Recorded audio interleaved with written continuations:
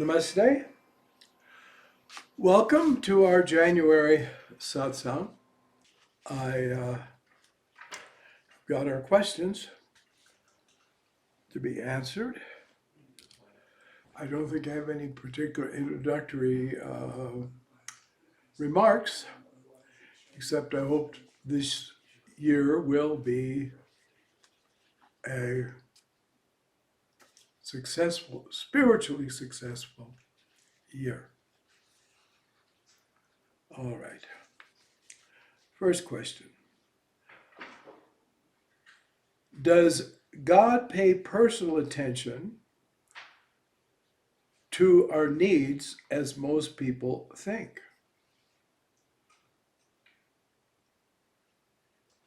Well, God's omniscient, therefore he couldn't help but know your needs. He also knows your wants, and he also knows your delusions and your wisdom. So what doesn't God know? God, for example, knows exactly how many molecules there are in this thing.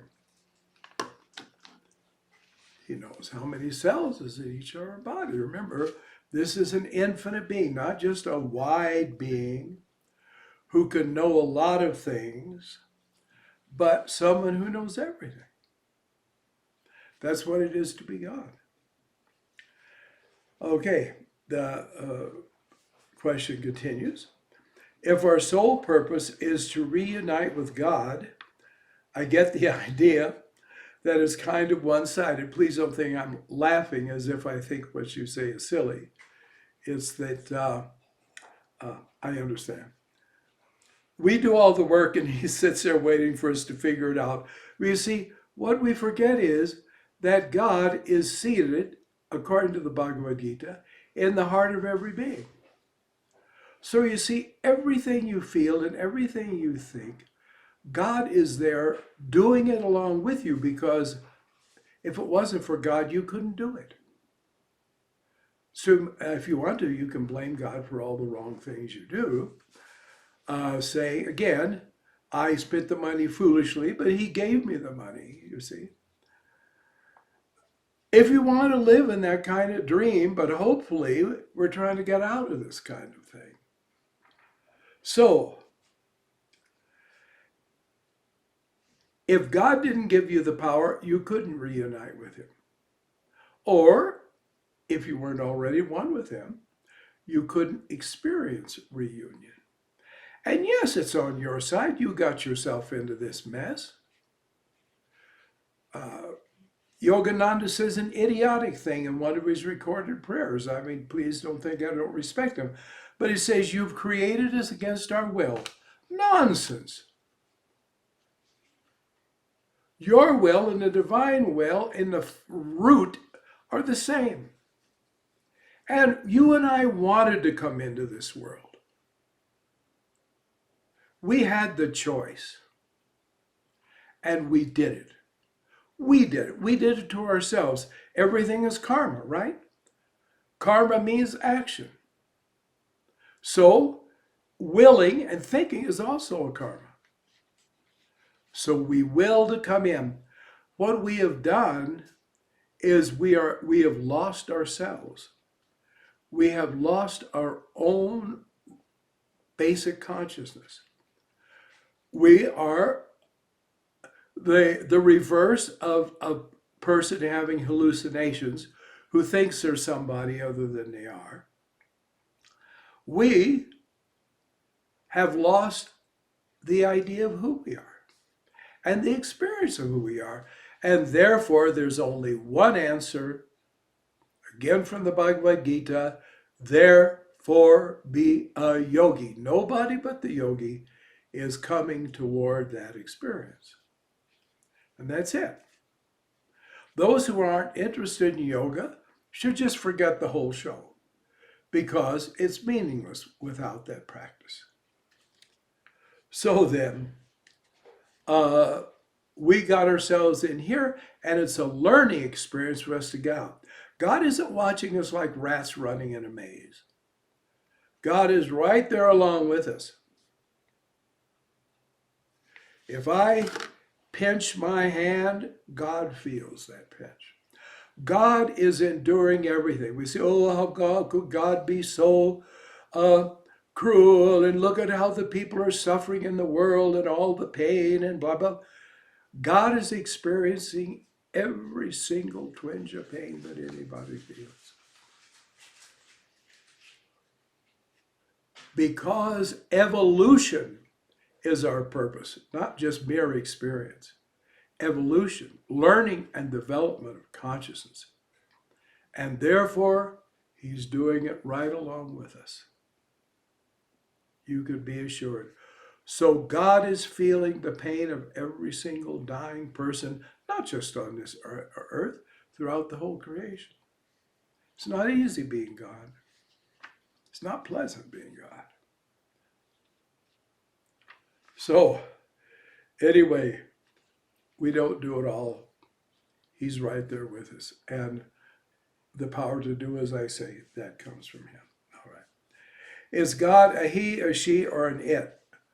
All three and neither of the three. There's just something we need to understand. That's why to read Vedantic philosophy is good when it comes from a really true source like Shankara. A lot of people call themselves Vedantists. They're just simply people that, when we eat something, it isn't quite good for us and we didn't chew it enough. You know how we burp it? We burp. Well, a lot of supposed Vedantists are just burping the undigested Vedanta that they learned. Oh my, yes. So, we have to understand God is beyond male, female, or neutral. God is the no thing. He's not nothing, but he's no thing. Can we understand it? Yes, to a degree, and then where does it get us? You see, again, be a yogi. Only the experience gained by meditation has any significance at all for us. All right. Do I have this right? The Atman is the part of God that is within each of us, like a drop of water in the ocean, and Brahman is the entire ocean. Yes, that's a pretty good way to say it. You've certainly understood. Except since God is a perfect unity, he has no parts. You see, when someone is blind, you have to speak to them as to a blind person. You can't say, well, just look up and look over there, because they can't. So you see, a lot of philosophy, a lot of reasoning, even scriptures, they are talking to us on the level where we are, calling us to a higher level, but still, it's there. So oftentimes we'll say, well, that doesn't make sense to me. It doesn't seem completely illogical, and sometimes it isn't. Or it isn't because it's in a realm beyond our world where there's a different kind of logic. But anyway, yes, the total being is inside us, and we are inside that. Again, Brahman and I are one. I'm writing a further commentary on the Gospels. And actually, just about half an hour ago, I was working on it, and I brought up the Bible verse where Jesus said, I and the Father are one. And that's true of every one of us. We're interdependent in a sense. And there's one unitary field of life, and we are living in it. You see, you can't understand it, but you can experience it. Therefore, again, be a yogi. All right. Sometimes I'm overwhelmed by how little I know and how much I have to learn. Good. That's a very healthy attitude, and it's a very intelligent attitude. So I congratulate you. But there has to be a third thing. Get busy and learn. just saying I've got a lot to know and then doing nothing about it, then doesn't make it very of any value. Okay. Is it possible to help others through prayer? Can we really pray for another and affect their life or health? Is it right to try to intervene in another's life through prayer? Yes, indeed, you can help others because you see, what is prayer? Prayer is thought. And what is thought? It's energy. It's a wave in the mind. And Swami Brahmananda, the great disciple of Sri Ramakrishna, said that every thought we have is like a wave in the subtle Shakti of the universe. And the wave goes out from us. I mean, we don't have any private thoughts on a certain level because it goes out to everywhere. And he says that thought, and of course you see he's thinking of japa, but it's true of every thought. And that thought goes out and goes to the furthest reaches of the cosmos and then comes back and comes to us and affects us. So we affect ourselves and the whole cosmos by our thought. Of course, it's a tidy, quiet, sort of still, small voice kind of thing, but it does it. So when you sit and think, what an idiot, what an idiot, what an idiot, you're sending those thoughts out. I'm talking to myself because unfortunately I have a tendency to say what a dumb thing to think or do. But we do. Therefore, when you do japa, you're helping the whole cosmos, not just every sentient being, you're helping every atom in the cosmos. I'm speaking quite literally and truly. So thought is a great responsibility, the ability to think. So yes, when we pray, first of all, we talk to Ishvara. See, Brahman is the absolute. Brahman couldn't care less whether we're good or bad on that level, you see. But Ishvara is the supervising aspect of God or the Lord. Some people think Ishvara is a particular being whose evolution is being put forth by him running a universe, running a creation. Well, whichever way it is, it doesn't matter. The thing is, when we send out the thought and when we talk, because everything is consciousness, and ask for the blessing of someone, it gets there. Now, if their aura is tuned out and they're involved in negativity, well, our prayer won't do anything because it'll just bounce off their aura, come back to us. It'll benefit us. So you can pray for healing, yes. And you can pray for people in their sorrow, absolutely. But it is true that they have to be receptive, as you and I have to be receptive to other people's prayers for us. But it is possible. This can be done. Is it right to try to intervene in another's life through prayer? Well, it doesn't matter if it's right or wrong because you can't intervene in their life and direct their life and change their life. You can only send thoughts of love, mercy, kindness, hope, optimism for their future. And then what they do with it is what they do with it. See, you have to have food to stay alive. If you give me food or I give you food, we eat it, it helps us stay alive. But if I give it to you, I'm not making you live.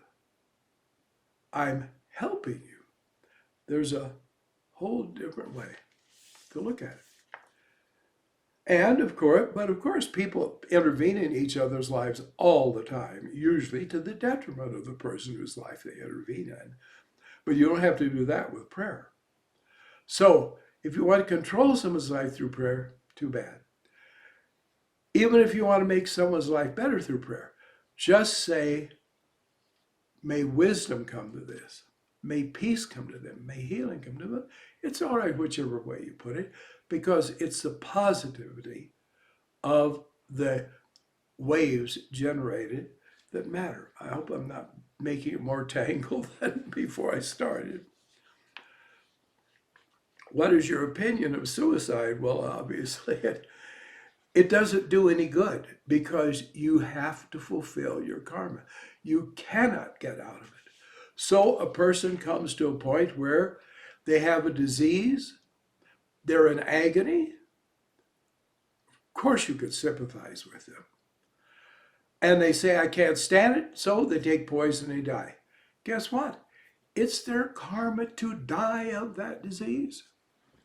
So in their next life, they'll get the disease, and now they've got the habit of suicide. So they may kill themselves. So you can kill yourselves for dozens of lives and stop your evolution and stop your growth. And until you quit it, it's never going to stop. You see? It just doesn't work. See, I'm not saying God doesn't like it and people who suicides go to hell and so on. Well, they're in hell. That's why they commit suicide. But you see, it just doesn't do any good. And they're esoterics, you can't pray for suicide. Now in India also it's considered so, that for 3 years you don't pray for a suicide. But take a chance. You see, because everything in the universe has an exception. So pray for the suicide, love the suicide. Ask great beings, angels, saints, devas, to help them. And it can happen. If it couldn't happen, you couldn't conceive of it. That's an important thing too to know about thought. So then, it's a very, very unwise thing. It is believed by some, and I've read some things that seem to bear it out, that some people, our whole problem is we're into this phony, awful, exoteric religion in the West. There's one religion, there's one truth, there's one God, no. Anything can happen. There's a huge range of experiences that people can go through. So these 1, 2, 3, 4, they're not true. Even the fact I'm saying that so adamantly. But that's so. But it is believed that if a person, say, hangs himself, until the time comes that they would have naturally died, they will experience hanging, that horrible experience, all that time. And I somewhat agree with that. I know it can happen. I don't believe it happens all the time, but I do believe it can happen. And but you can help suicides. Absolutely, you can absolutely help them. Sometimes, don't forget, you send the energy out, and it may not be able to get through to them right away, but it will get through to them eventually. So it is. But don't let anybody tell you they're damned for hell and they're going to suffer for thousands of years or wait till another creation cycle. What kind of hateful people say this stuff? Pray and let it be. And know this. They one day are going to know God just as much as the great Vedic sages or the great masters have known God. They will be a great master too. And they may come back to earth and people will say, oh, look, it's an avatar. This is the wonderful thing about Sanatana Dharma. The door is always open. And everyone does go through it. It's wonderful, isn't it? Yes. Excuse me, may I talk to somebody off the screen? Yoo-hoo. I did not set a timer. Therefore, when it's time, just yell out and say, stow it, talkative, and I'll quit. All right? All right. Okay, back. Can others really help us, or do we have to do it all ourselves? Well, it works both ways. If you're drowning and I hold out my hand, if you grab a hold of my hand, I can pull you out and you'll live. And if you don't grab a hold of my hand, you'll drown and die. So you understand, you and I are the creators. We're not just the masters of our fate. We're the creators of our fate. You see? That's exactly the truth about it all. So, others can help us if we want to be helped. And you see, I'm sick, you give me some medicine, I take the medicine. You help me, but I had to take it first to be helped. There you are. Sometimes you do have to say, well, I can tell they don't want to know, and I can tell they don't want to get anywhere, so I won't annoy them. It isn't just like, oh, well, they're bad people, leave them alone. It's just, well, don't pester them, you know. And be aware of this. Everybody comes home eventually. All right. Did Jesus learn much of what he taught in India? Everything Jesus knew came from India because Jesus was an Assyrian. And the Essenes were in contact with India. One of the reasons that the Pharisees didn't like them. In fact, things were written, edicts were put out against the Essenes. One of the things it said was, they keep alien scriptures. Oh, my goodness. So they did. They had the Bhagavad Gita. They knew the Upanishads quite seriously. That's why the Aquarian Gospel is so important. That tells the real life of Jesus. And you'll see that in Egypt, people studied those Shastras at that time. That's why there was one great master in Egypt, and forgive me, I can't think how, his name is escaping me at the moment, that he went to India, and he lived with the yogis in India, and he came back, and he then taught in Egypt, and they would say, why did you think you had to go all the way to India for that? You will hear that here in America too. And he just said, look, name one principle of your esoteric knowledge that you know you didn't get from India originally. They couldn't say anything because they had. So the wisdom of India was known in Israel. Therefore, Jesus would not have gone to India. He went to India, you see. When he was 12, he questioned the people publicly, the teachers in the temple in Jerusalem. And they couldn't tell him anything. Well, he proved that, you see. So then he said, now I'm going to India. So he got ready, prepared, and he went. It took him a long time. He was 14 years old when he reached India. He became a Nat yogi. He became an Orthodox Hindu, therefore, and learned.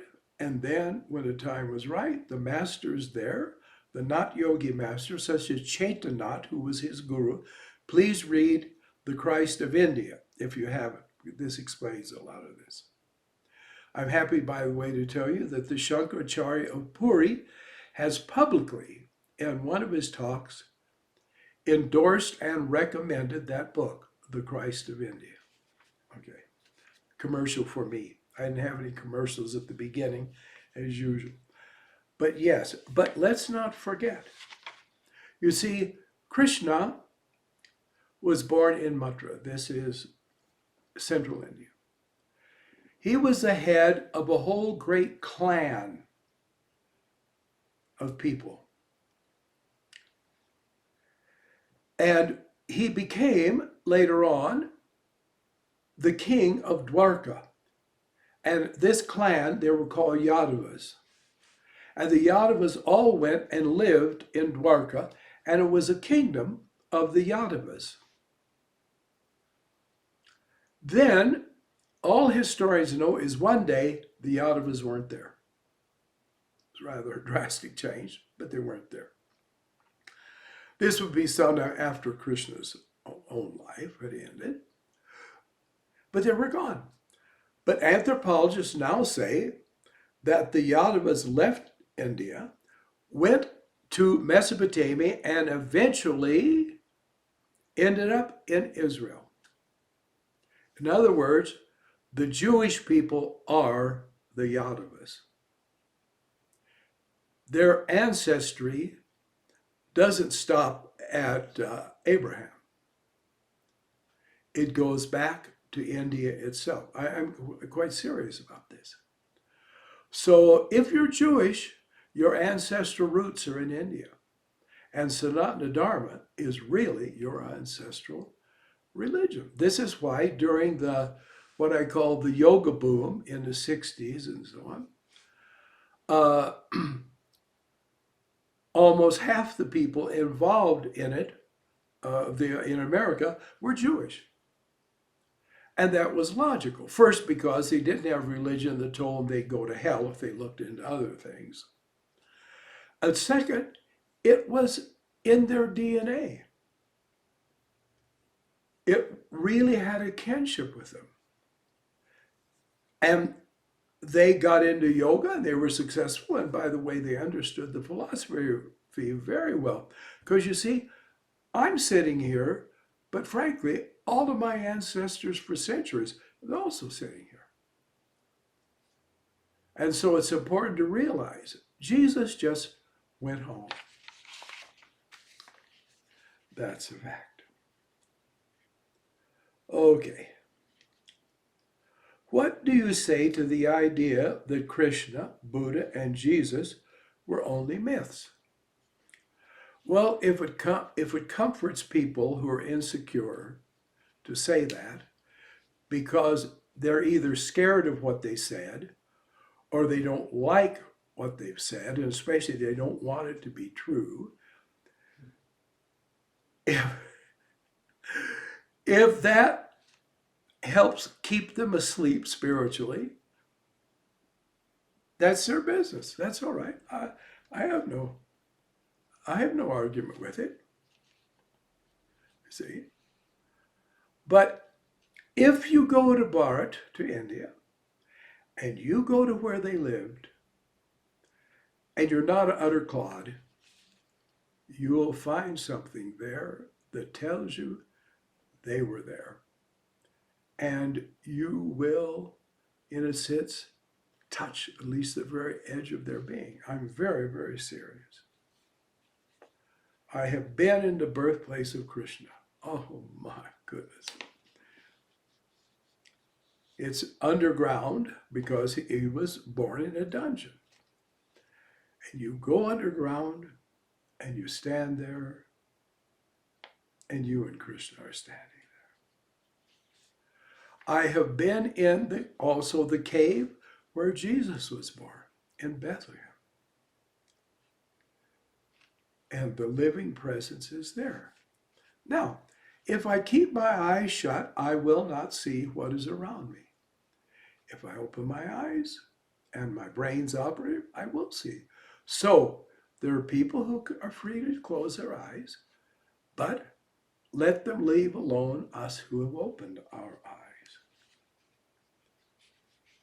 And in a sense, since this is all the dream of God, well, you and I are myths also. In fact, we have a lot of mythologies about ourselves, especially those that remember their incarnations in Egypt, which is a favorite. I don't understand why low-level occultists have such an incredible obsession with Egypt. My Egyptian incarnation, they say. And have you noticed, question them a bit, and you'll find that they nearly all were either priests or nuns in Egypt that committed adultery and broke their vows and got thrown out. Isn't it amazing? All these lousy adulterers and breakers of spiritual discipline have all gotten incarnated here in America for us. But I think most of the time it's a fantasy. They'd like it to be that way. They're not anything particular now, so they might as well pretend there was something at least scandalous before. Let it be so. See, never get annoyed with people. You know, it doesn't matter. It doesn't matter. There are people that never like it if their beliefs are challenged. Why? Who am I to tell you you can't say something different from what I believe? It's the difference between mental and spiritual adults and mental and spiritual children. Okay. What if I have no faith in yoga? That's the best part of yoga. If you do it, you get the results. That's like saying, what if I don't have any faith? There's water in this jar.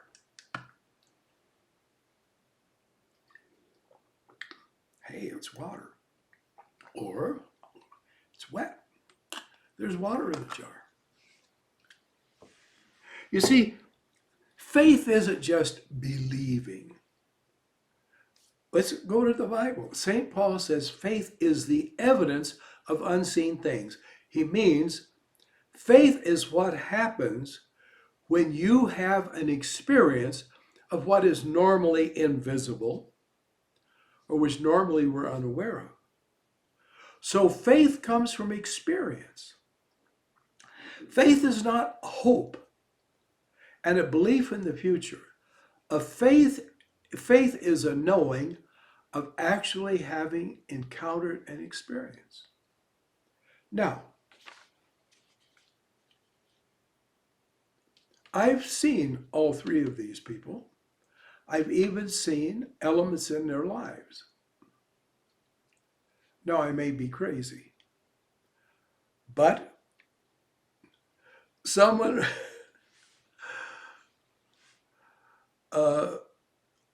was asked, there are two things people asked Yogananda. One was, do you believe in hell? And he'd say, where do you think you are? And then he also said, this world is God's zoo. One time he got on a train. He was going to the coast, West Coast. And the way trains used to be set up, you could turn the seats so that two seats could face each other. So people traveling together could sit and look at each other and talk. Usually they were placed so that, they were all like rows in a theater. Everybody looking one way. So there was this man sitting in front of him, and Yogananda, because he was going to some place where people would be meeting him and so on, in his capacity as a yoga teacher, and he was going to be giving talks. So he had his orange clothes on. And normally he pulled his hair behind his head and put it inside his collar, so that if you didn't see him from the back, you didn't know he had long hair, because he wasn't wanting to be just a spectacle. Not that he was scared of it or cowardly, but didn't want to be bothered. So anyway, but he had his hair all down and combed, and he had this, because he'd be getting off, and there may be cameras there even, because newspapers used to talk about it, give news of his arrival. So he was sitting there in his orange clothes and in his long hair. And so this man was going, oh, God, what am I looking at, and sneer, sneer, sneer. And he didn't do it for a while and then stop. Time went on, and when he really got a good look at Yogananda, it'd be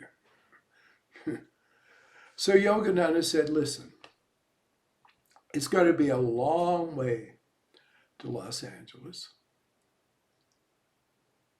And I'm going to have to sit here and look at you making faces at me. So I've got a proposition for you. Fools argue and wise men discuss. So I'll tell you all about my beliefs and my way of life. And you tell me about your beliefs and your way of life. And if you convince me yours is better, then I'll become like you. And if I convince you, you have to become like me. Oh, what an audacious fellow you are, the man said. Well, but he laughed also. And anyway, he had time to spare. So they had the interchange. When they got to Los Angeles, the man became Yogananda's disciple and became a very accomplished yogi. And that man was Warner Oland. Not one of the biggest stars of motion pictures, but definitely a figure in motion pictures. And he knew when his time to die came. And he went around and he said, he was from Sweden. And he went and he said goodbye to everyone in the studio and said, I'm going to die. So I want to die in Sweden. Out of all things, people said, oh, he must be drunk to say something like that. No, he went back to Sweden and left his body. He was a great yogi. So faith isn't needed. Practice is needed. Yogananda used to say that. You go away and practice for a while, then you come and tell me there's nothing to it. And that's so. Of course, you got to be sure your practice is right and that your practice is a valid practice. Oh boy, that opens up a whole vista. But if you read Soham Yoga, the Yoga of the Self, or just my booklet, Introduction to Soham Yoga, and you practice it, you really do, you understand it right, and you do it, and you don't do it with a attitude, you'll find out.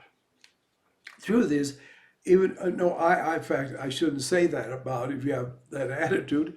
That won't hurt at all, because I learned of things in yoga when I was really working up to the real thing, Soham Yoga. And I thought, that is so stupid. That is so silly. How could I believe that would do anything to anybody's mind? I thought, well, you paid money to learn it, so do it. I did it, and wham, it worked. It was genuine. So if you really practice, you'll find out it's real. You won't have to have others tell you. Nothing like it. What are visions? Well, what are dreams? They are projections of the mind. And then sometimes there are things that are psychic visions or supernatural, superconscious visions. So basically, some come from the thinking lower mind, the subconscious mind. Some come from the normal mind. Some come from the higher mind, and some come from the spirit. And then some are where higher consciousness, either God or a God, is appearing to you and talking to you. And a lot are just plain hallucinations, and a lot are dreams. I've known people that they'd fall asleep and dream and wake up and say, oh, I was with Master so-and-so. What can you do? Yogananda said, if you have a dream and seemingly a great master appears to you, if in the dream that master looks truly like he really looks in photographs or pictures, it's real. It's a superconscious dream because there are such things. And if you think you're dreaming of someone and they're not, but then when you wake up, you realize it wasn't how they looked, then it's just subconscious. I knew someone that would wake up and say, oh, I dreamed about Krishna last night. I say, Did it really look like Krishna? No, but I know it was Krishna. She did this 3 or 4 times and I gave up. I one time dreamed that I saw Swami Sivananda and had a conversation with him. When I woke up, I realized the person I saw in my dream didn't look anything like him, and so it was just a subconscious dream. You can't be a yogi if you're not ruthlessly honest with yourself. And if you don't scrutinize yourself ruthlessly, then you're no yogi either. What about miracles? There are no... The atheists, at the time that the Virgin Mary appeared in Fatima to the children, in around 1914, 15 or something, I've never been good on dates, atheists were in control of Portugal, though it was a Catholic country. And they actually said that miracles should be outlawed because they're breaking the laws of nature. Now, if that's not desperation of a fool, you tell me. But miracles are not an intervention, and they're not a breaking. They are the revealing of higher reality, of higher consciousness. You and I are dreaming, and we're dreaming a very low level and sometimes a very dumb dream. And miracles are the revealing or the intervention, the coming into, whichever way you want to say it, of a higher reality. And there you are. Now, how can you know if something you see is real or false? First of all, you don't do anything about it. You don't suddenly go out and say, I've seen everything, this and oh, we all need to do. No. Just lay it aside and say, let me see how things work out. You can dream something's going to happen in the future. Well, just calmly wait for it and see if it happens or not. So that has a lot to do with it. Is you just wait and see. And then is it significant? For example, I've told this before, I'll tell it again. The great Trilanga Swami, the great master who lived in the holy city of Benares or Varanasi, had an ashram. Still, his ashram is there. And there's a kind of a shrine temple in the ashram, which has a large statue of him there, and then various other holy images. And actually sitting on the floor to the viewer's left is a half-relief stone image about, I'd say, 18 inches or 20 inches high of the goddess Kali. Now, and there's something special about that Kali, because when I saw a slideshow of India, and that came on the screen, I immediately saw and noticed that, and I said to the man doing the slideshow, I said, you know, that's really a special Kali image, isn't it? See what a sage I was. He said, well, there's an interesting story about that. One time, Trilanga Swami was in another room of the ashram talking with a disciple. And that image came to life, still staying that small size, and walked into the room where Trilanga Swami was and had a conversation with him. And of course, the disciple was sort of like that. And then after the conversation, Kali Ma just walked out and went back and became stone in the temple again. And Trilanga Swami turned to the disciple and said, so now what do you have? The answer was nothing. So if the miracle is outside, it could be nice and wonderful and underlying perhaps the truth. But the real miracle is in you, the miracle you create when you sit for meditation. You are the master of miracles, and your own realization is your own private miracle. Yes, Save yourself. Yogananda used to say this. Save yourself, and you can save thousands. Okay. Is it necessary for me to be married or unmarried to succeed in yoga? No, just do it. Just do it. However, the yogi gains wisdom. And the yogi gains insight. So the yogi may discover he's to be married or discover that he's not to be married. That's something that comes to us. There was one woman who was married to a very evil man. She was a disciple of Yogananda. She was very faithful. And he was awful, this man. And Yogananda said he's a dangerous person. Understand, Yogananda didn't just say, oh, he's bad, he doesn't agree with you, divorce him. No, he said he's a bad person and he's dangerous. And you got to leave him. Yogananda didn't commonly do this, so she was being unusually blessed, but naturally she said, oh no, I couldn't do that, etc.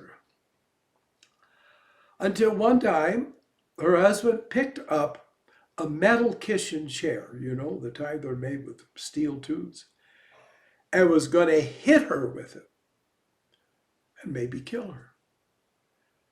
And suddenly she saw him for the first time. This happens.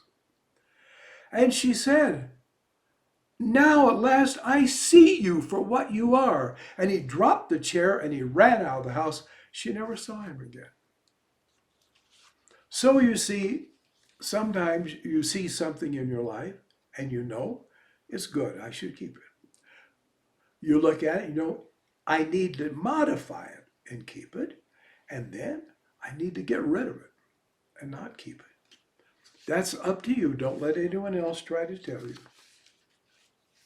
But it's up to you. Okay. What does the Bhagavad Gita mean by devil, asura? It says. Sura means light. Asura means without light or dark. So really, an asura is any intelligent being. Let's think of humans. Because a cow can't be an asura, or a dog or a cat. One who lives in the light is asura, is a deva, is a god with a little g, even now on earth, especially a yogi. One who lives in the dark, is ignorant, is an asura, someone without, and is a demon. But some demons are active and some are not. Some demons make trouble and some demons don't. Both demons, but obviously the no trouble ones are preferable. So you have to understand, am I asura or not? And look at the people around you. And it doesn't mean you hate them. It doesn't mean you come to dislike them, but you understand they're ignorant people. I lived with two hideously evil people, actually, different times. One tried to kill me. One said they wanted to kill me, but couldn't figure out a way to get rid of it. See? It was not nice to spend years growing up as a child with this. But they were asuras. You still do your best to love them. But if they're hopeless, you get them out of your life. The one, it was very interesting, at least we had such a bond because of the hatred toward me, that when I became a yogi and began meditating, that person changed. And people say, we can't understand it. Isn't the same person? Everybody hated her. Now, people love her. And she loved me like her dearest and own. So that's why Yogananda said, save yourself, you'll save thousands. Well, some asuras around you can be redeemed by your own sadhana, by your change. Yes. So it's good to stay away from the dark because both dark and light are catching. They both leave fingerprints. So ease asuras out of your life, or you yourself out of their life, and bring in suras. Are there really demons and angels in the sense, of course, supernatural beings? Evil, yes. Evil spirits and good spirits, yes. Demons are, of course, relative beings, and so are angels. Most angels started out like you and I as an atom of hydrogen and evolved up to more and more complex forms and were humans and so on and went into higher worlds, where good souls go, and they ended up being angels. An angel is a level in evolution. We all will become angels eventually. Now, if people have a karma that they need to compensate for former evil, they will, even after death, be able to communicate with this world and this earth plane and heal people and help people and protect them, even save people. They really exist. You see, you're not an asura on the way up in the sense of a real demon, evil spirit, but these are fallen spirits. Sometimes they fell from astral worlds, fallen angels. Sometimes they're human beings. Mass murderers, often after death, become a demon. A lot of demons that are addicted to a certain kind of wrong behavior, after death, they go around getting in people's auras and urging them to live out their addiction so they can live off, kind of vampire off the energy that is put out by the negative act. Beating people up, hurting people. When people have pain, they put out a lot of vibration. Or killing people. Harming in some way. And they do exist. There's no one that's been an angel from eternity way up there that comes down, like it's thought, that God created them and so on. That's mythology. But there are such spirits. There are fallen spirits. I have seen people that were in the process of turning into evil, vampiristic type spiritual after their death. That'd be a long thing to explain. It all had to do with their kind of death and their life before the death.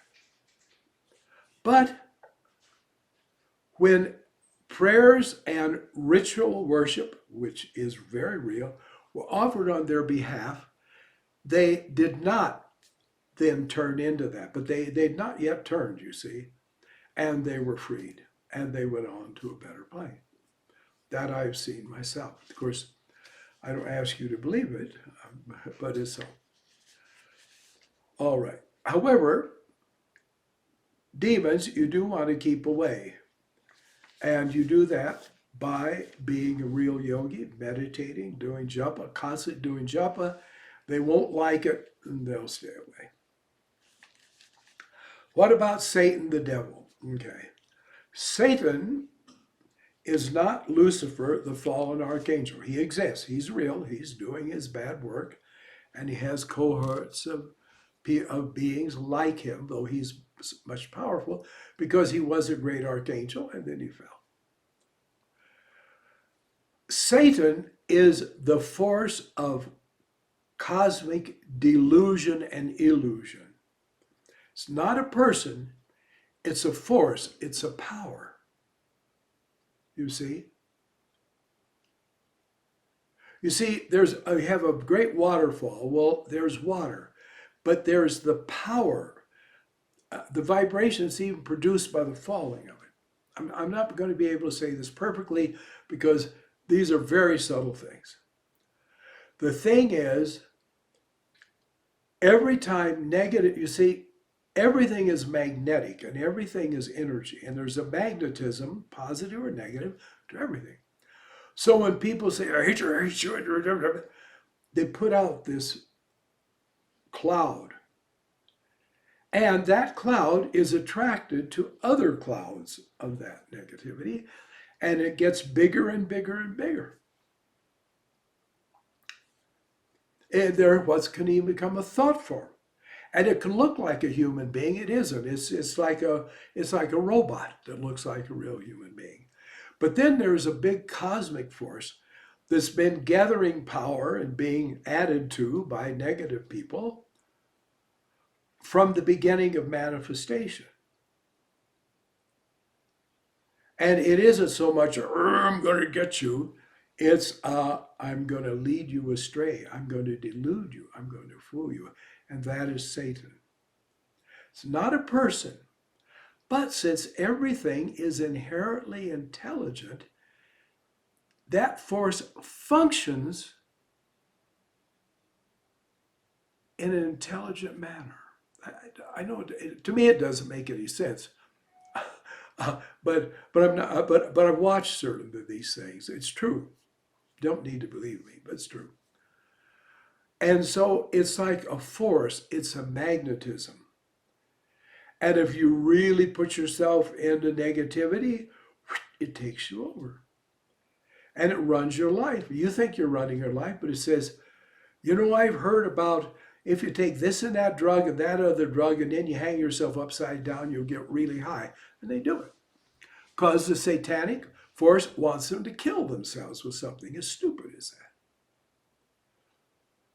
So many alcoholics, many drug addicts, sex addicts, they are victims of Satan, but they enroll themselves in the school before that big principal of the school started running them. See? And this is real. As I say, it's not a person, but it's a force, and there's a kind of blind intelligence to it, or a dumb intelligence. There's no other way to put it. It does exist. But there is the God force.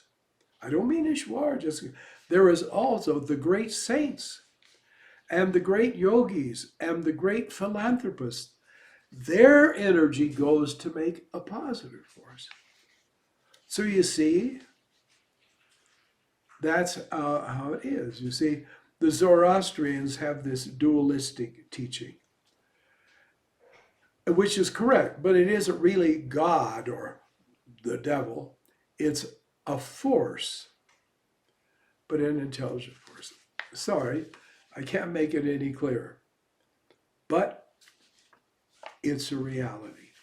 But if you are a yogi, you don't have to care.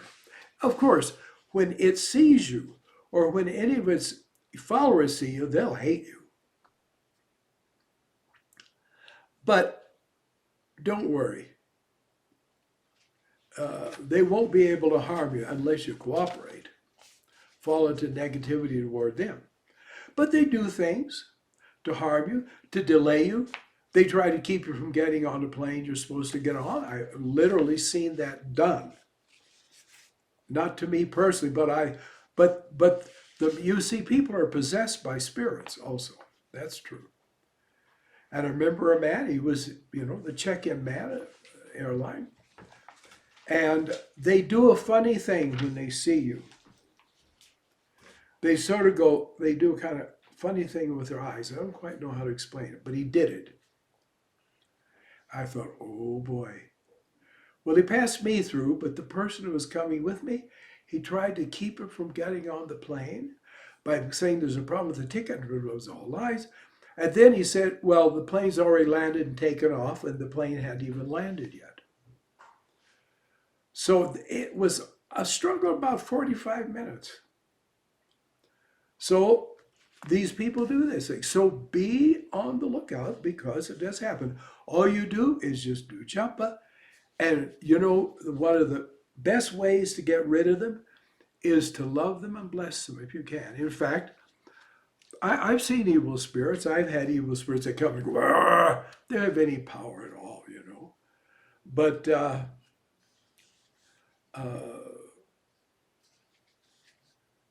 excuse me, I need to mark something. Uh, they don't have any power, but if they scare you into thinking they have the power, well, then they do have the power. So remember at the beginning of The Wizard of Oz when the Wicked Witch of the West shows up and is threatening, and Glinda the Good says, "Oh, go on, you have no power over here. You better leave before somebody drops a house on you," and poop, away the witch goes. So there's that too. But if you say it, but I have literally had entities who were not friendly, and I just said, "You are he whom I love as well," and saluted them, and they were gone in a moment because they hate love and they hate positive things. Now, it doesn't mean you say, "Oh, I'll worship you," or come in and stay with me because I know you're really God. You don't do that. Okay, I got a note that says our hour is up. Stay tuned. Next month, we'll continue. And if you think of questions, then please, when the time comes to sign up, send in your question. Well, thank you. I like knowing there are people that have the wisdom and the evolution to know these things are worthwhile. It's not me, great sage, it's also you. It's the stage in you. And so I thank you very much. And I appreciate your attention very much. And I hope you will forgive my ability to ramble rather than come to the point. But anyway, Namo, Namaste, Namaste, Namaste, Brahmarpa Namastu.